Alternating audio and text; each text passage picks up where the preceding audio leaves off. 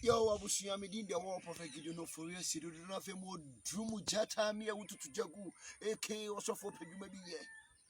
Ene da yi me de wa ba brode ho ye ka brode a brode kita emfaso bebre ema yen but bebre mu ha ye mu brode kita vitamin K entititi mire mu no si moja etu obi a etwa brode ema ne tena so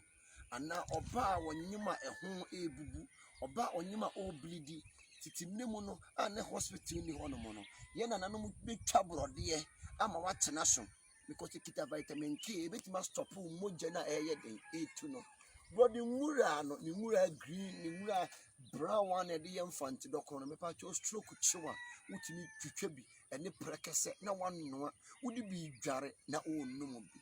brode nwura mepa cho wadi mo bi hawo wa bayi dom hawo no mepa cho